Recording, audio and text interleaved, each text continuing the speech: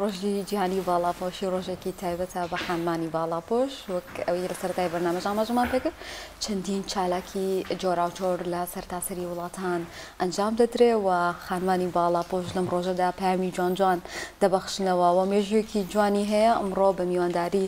چەند خاتونێکی باڵاپۆش یادی ئەم ڕۆژە دەکەینەوە باس لەو ڕۆژە دەکەین ئامانج لێ و ڕێکخراوی قوتابیان یەکێک لەو ڕێکخراوانی کە تایبەتە بە گەنجان و چەندین خاتونی باڵاپۆش تێیدان و چەندین کار و چالاکی جیاواز ساڵانە ئەنجام دەدەن بەهۆی ڕۆژی جیهانی باڵاپۆشی و ڕۆباز لەو چالاکیانەش دەکەن کە ڕێکخراوەکان ئەنجامی دەدا بە میوانداری سێ خاتون ئەویش خاتو نەسیم حسێن و خاتو کەوسەر سابیر و خاتو سمەیە جەبار بەخێر بن سپاس بە ئاوازەوە خاتو نەسیم با لە بەڕێستان دەست پێ بکەم ئامانج لە ڕۆژی جیهانی باڵاپۆشی چییە یاخۆت هۆکار چی ئەم ڕۆژە دانراوە سەرەتا بسم الله الحمد لله والصلاة والسلام على رسول الله دەستان خۆش بێ بۆ ڕەخسانی و هەلە و زۆر سوپاسشتان دەکەم بۆ دابینکردنی ئەو کاتە و وازکردنی باڵاپۆشی باڵاپۆشی ئێمە ساڵانە لە ساڵی 2013ەوە یەکی دوومان وەکو ڕۆژی باڵاپۆشی داناوە ساڵانە 111 وڵات لە شوێنە جیاوازەکانی جیهاندا بەشداری ئەو یادە دەکەن ئەو یادەوەش لەوە هاتووە خانمێک لە ویلایەتی نیویۆرکی ئەمریکا ئەو ڕۆژە دەستی کردو بە بانکاوازکردن بۆ باڵاپۆش بوون بەعام ئێمەش وەکو ڕێکخراوی قوتابیان کۆمەڵێک چالاکیمان هەیە لەو ڕۆژانەدا و هەفتەیەک یانیش زیاتر یانیش کەمتر سەرجەم ناوەندەکانی لە سەرجەم شار و شارستەکان چالاکی زۆرا زۆرمان هەیە زۆر باشە بێمەلای خاتوسمەیە خاتوسمەیە پامی ئێوە چیە و خانمێکی باڵاپۆش و لە ڕێکخراوی قوتابیانە چ ڕۆڵێک دەبین وەکو ئەو خانم باڵاپۆشانی کە ساڵانە کۆمەڵە کار و چالاکی ئەنجام دەدەن سپاس دەکەم بسم الله والصلاة والسلام على رسول الله سپاس مستاج بەخوای گەورە کە باڵاپۆشی پێبەخشیوین ئێمە وەک ڕێکخراوی قوتابیانی کوردستان پەیاممان ئەوەیە کە داوا بکەین بۆ دینی ئیسلامی خوای گەورە کە دینێکی ئیسلامە و دینێکی پیرۆزە خوای گەورە بۆ ئێمە فەرز کردووە باڵاپۆشی و ئێمە وەکو ڕێکخراوی قوتابیانی کوردستان ساڵانە پرۆژە و چالاکیمان هەیە و هەمومان سپاس بە خوای گەورە باڵاپۆشین و داوا بۆ ئەو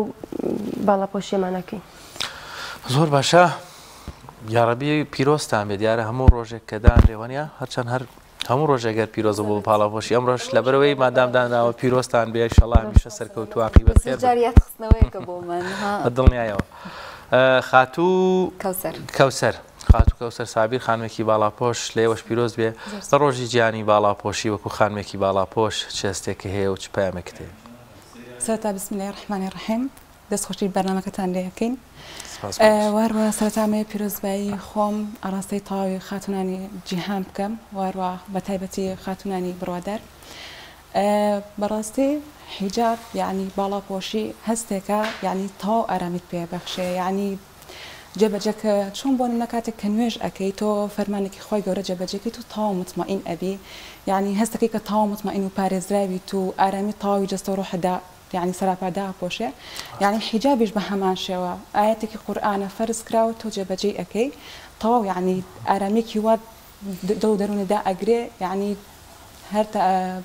تەنها ئەوە ئەگەیەنێت يعني باڵاپۆشی کە تۆ پێویستە هەموو خاتونە سپاسی خۆی گەورە بکات کە خاتونەوە هەروە سپاسی دوو جارش سپاسی خۆی گەورە بکاتەوە کە يعني خاتونێکە لە ناو عیلێکی مسلمانە گەورە بووە و ئەم نیعمەتە جوانی بەسەرا فەرز بووە خاتو نەسیم بێمە وڵای بەڕێستان بە تایبەتی باسێکمان لە ڕێکخراوی قوتابیان بۆ بکەن ئەو کار و چالاکیانە چێکەوە لەو ڕێکخراوەدا ئەنجامی دەدەن ئێمە وەکو ڕێکخراوی قوتابیان ساڵانە کۆڕ و سیمینار و وەڕەخستنی پانێڵ و دابەشکردنی گوڵ و شیرینی و لەچک و پڕۆشەرمان هەیە لە شوێنە گشتیەکان و ئەوەی کە زیاتر تەرکیزیان خستۆتە سەر ناوەندی زانکۆپی مانگاکانە کە لە ناو زانکۆپی مانگاکاندا بەش بکرێەوە لە بازاڕەکاندا بەعام بۆی خەڵکانێکی زۆر لێ سوودمەند ببن بەڵام ئێمە وەکو ڕێکخراوی قوتابیان لە ناوەکەشمانەوە دیارە کە ئیهتیمامی زیاترمان بۆ قوتابیانە یەکێک لە ئامانجەکانیشمان هۆشیارکردنەوەی گەنجەکانە لەسەر ئەو شوناسانەی دین کە لە بیریان کردووە یعنی دروستکردنی هۆشیارەیەکی دینی ئەو خاڵەش باڵاپۆشی کە یەکێکە لە خاڵە هەرە گرنگەکانی ئیسلام بۆ خوشکان بەعام نەک هەر لەو ڕۆژانەدا یانیش بڵین لەو هەفتەیەدا کە هەفتەی باڵاپۆشی دانراوە بەعام ئێمە لە ساڵەکەدا چالاکیمان هەیە بۆ خوشکان بەڵام پرۆژەیەکمان هەیە پرۆژەی سمبولی نور کە سەرەتا لە ڕێکخراوی قوتابیان و بە یارمەتی خوشکان دەستی پێکردووە و ساڵانە بەردەوامە و سمبولی نور لە کێکەوە دەستی پێکرد هەمان شێوە ئەو چالاکیانە چیە کە تێدا ئەنجام دەدرێت سمبولی نوریش هەروەکو بەعامەکو لە 2003 زۆر دەستی پێکرد ئیدی ئەویش هەروەکو چالێکەکانی ئێستای خۆمانە کە دابشکردنی گوڵ و پرۆشەر و پانێڵ و ساڵانەش داریم فکری نوێ ینی شتی جیاوازتر دەکرێت بنمونە ئەو ساڵ هەندێک فکری جیاوازتر هاتۆتە ئاراوە بنمونە کردنی ڤیددیۆی ئەو خانمە باڵاپۆشانەیە لەو شوێنانی کە لی دەخوێنن یا لەو شوێنانێک کە کاری لێ دەکەن یانیش کردنەوەی خولێکی پەروەردەیە بۆ ئەو خوشکانەی کە بانگی ئەو خوشکانەی تر دەکەن کە ببن بە باڵاپۆش واتە لەو ڕۆژانەدا بەکاردەهێنرێن بۆ دابشکردنی گوڵ و پرۆشەر و شیرینی و یان هەر شتێکی دیکە سەرەتا خولێکی پەروەردەی ببینن شارەزایەکی تاوایان بپەیدا ببێت و ئەوجا دەست بکەن بە ئیشەکەیان زۆر باشە بچمە لای خاتوسمیدان خاتسمەیە باسێکمان لەو بۆ بکەی ئەو خاتونانی کە بەشدارن لە کار و چالاکیەکاندا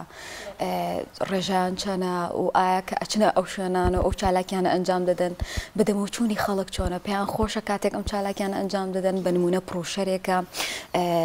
لەشکێکە بە هەدی ئەیم بە قوتابێکی گەنجی باڵاپۆش ئەمە تا چەند دڵخۆشیانەکەیە ئەم کار و چالاکیانە چ ڕنگدانەوێکی هەبووە سپاس بەخوای گەورە ئەو کار و پرۆژانەی کە هەمان بووە ئێمە نەکرد ئەم ساڵ هەموو ساڵێک لە ڕێکخراوی قوتابیانی کوردستانەوە کارە پرۆژەی تایبەتمان هەیە بەڕاستی ئەو کار و پرۆژانەی کە کردومانە بەدەمەهاتنێکی زۆر باشیان هەبووە و حتا هەبووە لە کار و پرۆژەکانمانە ئافەتی باڵانە پۆش ینی باڵاپۆش نەبووە باڵاپۆش نەبووە لەگەڵمانە بەشدار بوو هاوکاری کردوین الحەمدولله سپاس بەخوای گەورە فەزلی خوای گەورەیە ئەم ساڵی وەکو کار و پرۆژەی خۆمان ڤیددیۆیەکمان کرد لەسەر باڵاپۆشی خاتوسمەیە دوایەنەوە لە دیارە دەنگت بە باشی ناگاتە لە ئێمە مادام با لە بینەوە بۆ لای خاتوو ناوەکان خاتوو نەسیمە ئێستا ڕەنگە خانمێک هەبێ یان دەیان خانم هەبێ قسە باس ئەکرێت لەبەرەوەی بە زۆر باڵاپۆشە یان بە زۆر لەچکی دراوە لەبەر ئایلەکەی یەکەم شتیوامان هەیە دووەم چیان پێڵێ بۆ خانمانەی کە بەڕاستی ڕەنگە خۆیان هێشتا قەناعەتیان نەکردێ بەڵام بە ناچاری باڵاپۆشن لە کاتێکە هەر باڵاپۆشن خەلەلەکە لەکوێیە ئەو قەناعەتیان بۆ دروست نەبووە یاخود لە چی ئەترسن یان بۆ پێیان نابێ ناخۆش بێ طبعا ئەو حاڵتەمان زۆر هەیە کە خوشکێک لەبەر کە سوکاری نەتوانێت باڵاپۆشەکەی لا ببە بیهێ لای ببە خۆی ئەگەر بینە سەر حقیقەت ئەوە مانەوەی ئەو باڵاپۆشیە بەبێ قەناعەت خودی مانەوەکەی زەربەیەکی زۆر گەورە دەدا لە باڵاپۆشان لەبەرەوەی ئێمە ڕۆژانە کە دەیبینین ئەو گلەی کە زۆر دەکرێت خەڵکانێک هەندەڵێن کەسانێک باڵاپۆشی خوشکانێک باڵاپۆشن بەڵام ڕەفتاریان جوان نییە یان شتانێک دەکەن کە لەگەڵ باڵاپۆشی و دینی ئیسلامدا ناگونجێ بۆیە ئینسان کە سیمایەکی دینیانی پێوە دیار بوو چۆن کار لەسەر ڕووکەشی کردەوێت کار لە ناخیشی بکە بۆیە لێرەوە پێیان دەڵێم ئەگەر ئەوان قەناعەتیان بە دینی ئیسلام هەبێت طبعا دەبێت قەناعەتیشیان بەو ئاەتە هەبێ کە خوای گەورە دەفەرمێ یا أيها النبي قل لأزواجك وبناتك ونساء المؤمنين يدنين عليهن من جلابيبهن ئەوە ئاەتێکی قورئانی پیرۆزە چۆن باوەڕمان بە وجودی خوای گەورە و بە وجودی پێغەمبەران و کتێبەکان هەیە هەر ئاوەش دەبێت باوەڕمان هەبێ بەو دەقە لەبەرەوەی ئەگەر باوەڕمان بەو دەقە نەبێت ئەوە باوەڕبوونمان بە کتێبە ئاسمانیەکانیش کێکێک لەوانەش قورئانە لەغ دەبێت زۆر جار ئەمە نازانم باگلەیی نییە لە ڕێکخراوی قوتابیانیان ئەو ڕێکخراوانەی تر بەڵام ئەمە پرسیارە بەڕاستی کارتان لەسەر ئەوە کردو ئەو خانمانەی کە باڵاپۆشن و بەڵام بە ناچاری باڵاپۆشن قەناعەتیان پێ بکەن یان ئەوەندەی چاوتان لەسەر ئەو ناباڵاپۆشانە بۆ کە ناباڵاپۆشن و باڵاپۆشیان کەن ڕاستی تاوەکو ئێستا فکرێکی ئاهی لەوانەیە هەبوو بێ بەڵام ئیمکانیەتی جێبەجێکردن نەبوو بێت بەڵام ئینشاءالله لە داهاتوودا وەک گوتم ساڵ بۆ ساڵ فکرەی نوێ و پرۆژەی جوانترمان بۆ دێت دووە جێبەجێی دەکەین بەڵام هەروەکوێوەش ئاگادارن لەوانەیە ئیمکانیت بەونەوەی نەبێت کە دەستمان بە هەموو شوێنەکان بگات یعنی بتوانین هەموو لایەنەکان بە یەک جار باش بکەین وردە وردە لایەنەکان کەم کەم باش دەکەین ئینشاءالله. زۆر باشە. نەچوەلای خاتوو کەوسەر گەر باسمان لەو بۆکەی ئێوە هیچ وەکو ڕێکخراوی قوتابیان هیچ کۆنتاکتێکتان هەیە لەگەڵ ڕێکخراوە جیهانیەکان یاخود ئەندام لە ڕێکخراوی جیهانی بنمونە باڵاپۆشیانی کە ساڵانە کار و چالاکی ئەنجام دەدەن؟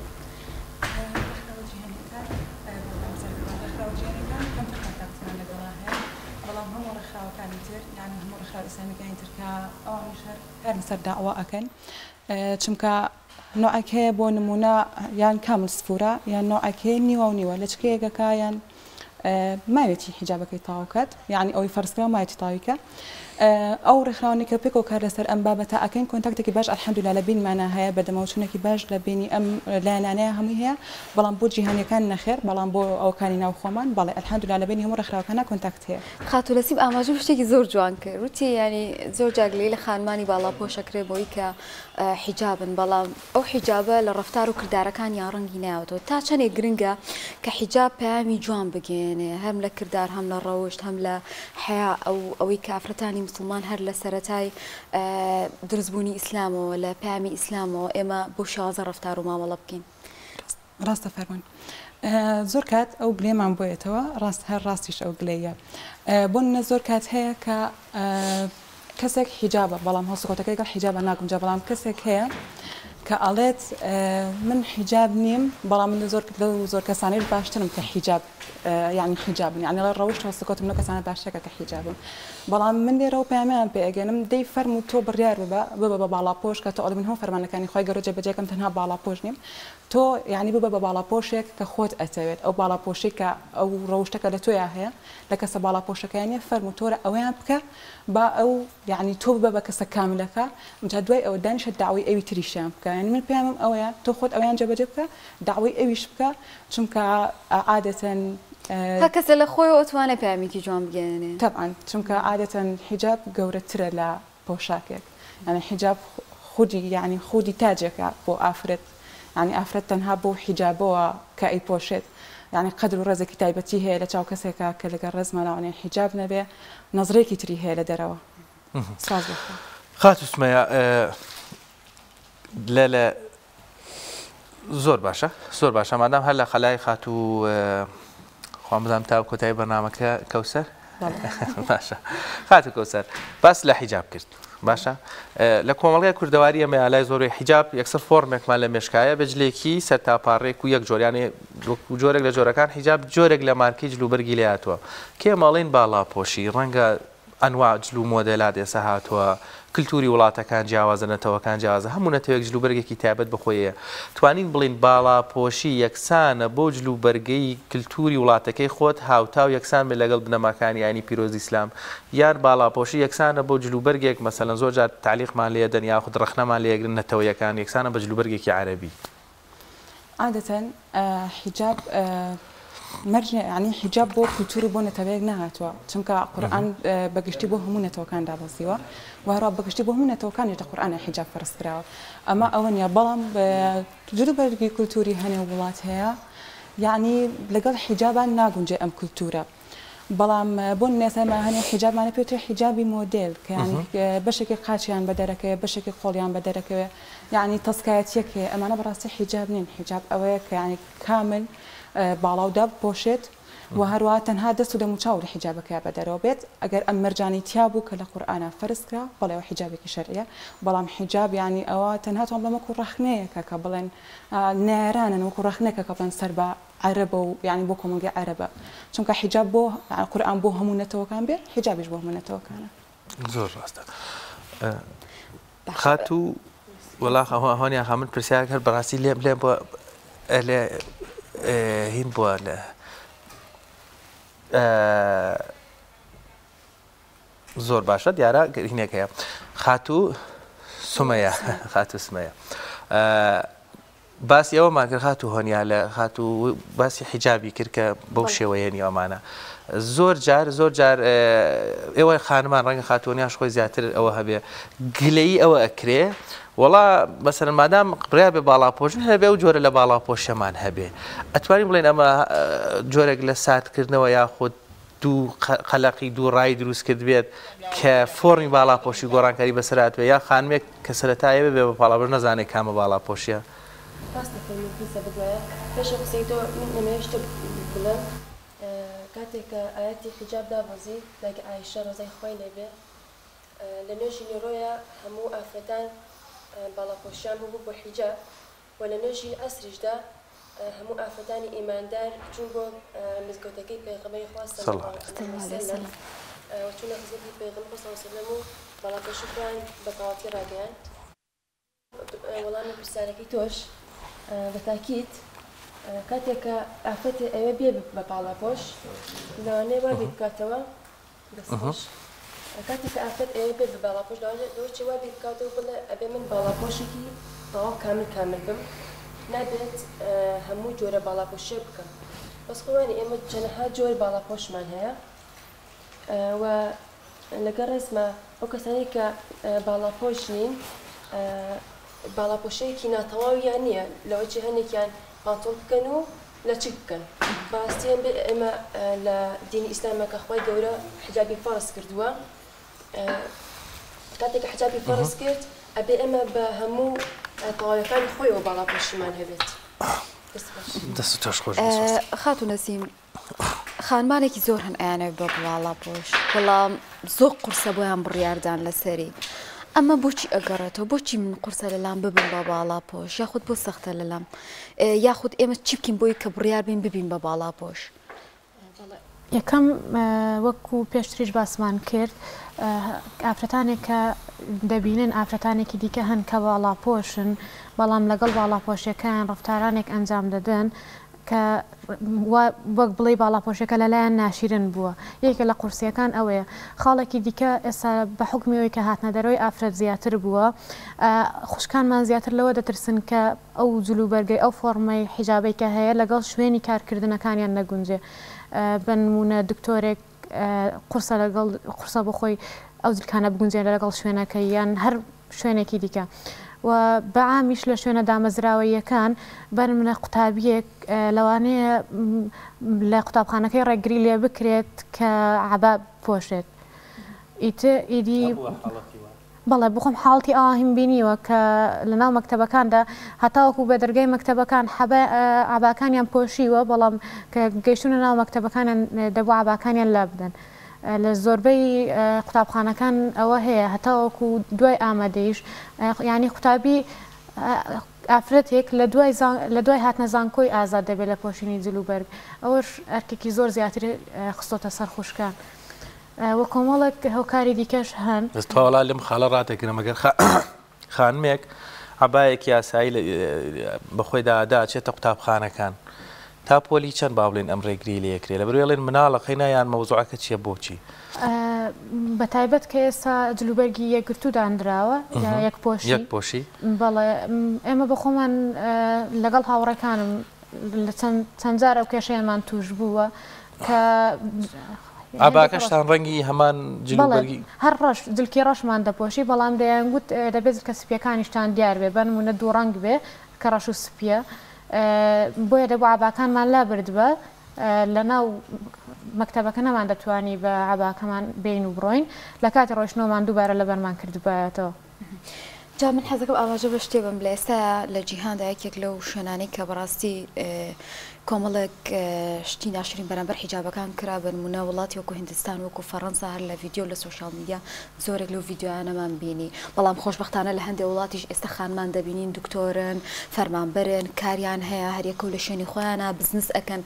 بۆیە حەزەکەم کەوسەر خام ئەوم بۆ باسکەی کە تا چەندێک مای دڵخۆشیە کە ئێستا دەبینین دەچینە هەر شوێنێک دەبینین ئافرەتی حیجاب هەیە کە دەتوانێت کار بکە و توانێتی شکۆی خۆی و حیجابەکەی و ئاینی ئیسلامیش بپارێزێ و جێدەستیشی دیار بێ لە هەمان کاتدا ڕاستی فەرمان ڕاستی بڵم بۆ هەموو خاتونێکە باڵاپۆشە گەورەترین خۆشی ئەوەیە کە کەسێکە ببینە کە باڵاپۆشە هەروەکو نەسیمیشوتی تاوەکو سەردەمێنەوە پێشێش بەداخەوە لە ئامادەکانیشا یان خود لە شوێنی کارە ئەم ڕێگریە دروست ئەکرا بۆ نمونە ئەیانوت کاتێکە هەرێکی کاریان دانا ئەیان پێسامە کارمەندی ئافرەتە یعنی ئەگەر کەمێک دروستی باڵاپۆش وایە زۆر هەری کاری بۆ ناڕەخسە بەڵام بەداخەوە تا ئێستا شەر هەیە بەڵام توانین بڵێ وەزعەکە باشتر بووە یەک تۆس یعنی توانمەندی زۆر کەمتر بێتەوە الحەمدولیلا بەڵام ینی گەورەترین دڵخۆشی بۆ ئێمە ئەوەیە کاتێک کە کەسێک ببینین کە باڵاپۆشە و هەروەها ئینشاءڵڵا ئامانجی ئێمەش ئەوەیە کە لەم کار و چالاکیانی کە دەستماناوەتێ هەر لە ڤیدۆ و دابشکردنی پروشەر و لەچکە و ئەوانە ئینشاءڵڵا ئامانجی ئێمە ئەوەیە کە خوشکان زیاتر بە باڵاپۆشی ببینین و هەروە چونکە عادەتەن جێبەجێنەکەی گەورە بەرەو دۆزەخمانەدا بۆ ئینشاءڵڵا دەستی هەمومان دەست پێکەوە دەستێک بگرین و ئەو فەرمانە جێبەجێ بکەین زۆر باشە خات و سومەیە هۆنیا خاندەرفەتمان زۆر کە باشە زۆر بە کورتی ئەگەر وەڵامی ئەم وەڵامە دەستکەوێ خات و نەسیمیش باسی لەوە کرد زۆر جار گلەیی ئەوە کریا خۆت ئەو گرفتە خرێتە بەردەم خانمان وڵا لە شوێنی ئیشەکە جلو بەرگەکەت بەکەڵک نایە بەسە زۆر جار پزیشکێک گەبینی کە چێتە ژووری نەشتەرگەری کلااوێکەکەنە سەری یان هەردەمان دەمامکی بۆکەن خانمێ یان کەسێکی ئەندازیارە بێت لە شوێنی ئیشەکەی کلااوێکی لەسەر بێ یا قژی داپۆشرا بێ سەری داپۆشراوێ یعنی هەر هەمان جۆرێک لە جۆرەکان باڵاپۆشکردنێتی بە فۆرمی ئیشەکەی ئەمە چه جیاوازێک لەوەیە هەیە کە تۆ مەسەن هەر لە دەرەوە خانمێک خۆی باڵاپۆشوێتتر بووە بێت لە کاتی پزیشک بوونا ئەندازیار بوونا شێف بوونا یان هەر بابەتێکی تر گرفتی بۆ دروستیا ئەمە توای بڵێ وێنایەکی زەینی هەڵە دروست کراوە بۆی خانمان بترسن لە باڵاپۆش بوون بەڵێ ڕاستی ئێمە هەر کاتێک کە چوونە دەرەوە بۆ کارەکانمان بۆ ئیشەکانمان هیچ کاتێک باڵاپۆشیمان ڕێگریمان لێ ناکات ڕاستیەوە هزرێکە کە ئەتوانین بڵین شەیتانە ئەتوانێت فێڵمان لێ بکات کە بڵین ئێمە لەسەر ئیشەکانمان ناتوانین باڵاپۆش بین بەڵام بە عەکسەوە ئەوەنەی کە باڵاپۆش کاتێک کە ئەچێتە سەر ئیشەکەی مرتاحە ئەوەنە و کەسی کە سفورە مرتاح نییە ڕەنگە کەمتریشتیشیان ڕوبەڕوو بێتەوە لە شوێنی ئیشەکانیانە ئەنی باڵاپۆشی وەکو قەڵغانێکە بۆ ئافرەت کە خوای گەورە فەرزی کردووە لەسەر ئافرەت زۆر سپاسارەکەین تەبارەی حەزمانە کرد زیاتر درێژە بێ بابەتەکە بەڵام لەبرەی کاتمان نییە کۆتایی هێنین زۆر بە کوردی خات و نەسیم بڵێن لە داهاتووە چالەکیەکان ڕخرای قوتابیان یاخود داهاتووە چ کارێکەکەن بۆ باڵاپۆشە وەڵاهی بەعام ئەوەی کە ئێستا هەمانە ئینشاءڵڵا هێڵینەوە کە بزانین سوودی دەبێت و زیاتریش بەرەو پێشی دەبین کۆمەڵە خاڵ باسمان کرد کە تاوەکو ئێستا نەمانتوانی و دەستی بۆ ببین ناو کۆمەڵگادا ئینشاءڵڵا کار لەسەر ئەو خاڵانە بکەین و زیاتر باڵاپۆشی بەرەو پێشتر ببین و خاڵێکی دیکەش ئەوەیە کە زیاتر باڵاپۆشی لە دڵی خوشکاندا ئەوانەی کە باڵاپۆشن و ئەوانەش کە ناباڵاپۆشن خۆشەویست بکەین بەنەوەی کوای لێ بکەین هەست ڕێگری و ئاسەنگی کە بێتە بەردەمیان بۆ باڵاپۆشیەکەیان بەلایەنەوە گسکە و بێ و گرنگیش نەبێ بەڵێ زۆر سپاس بۆ خات و نەسیم خات و سمەیە خات و کەوسەر بۆی کامڕۆ لە پەیامی ڕۆژ لەگەڵمانە بوون ومێدی ئەوەکەین کە بە باڵاپۆشی بێن و بتوانن پەیامی جوانی باڵاپۆشی بگەن بە خانمانی ترس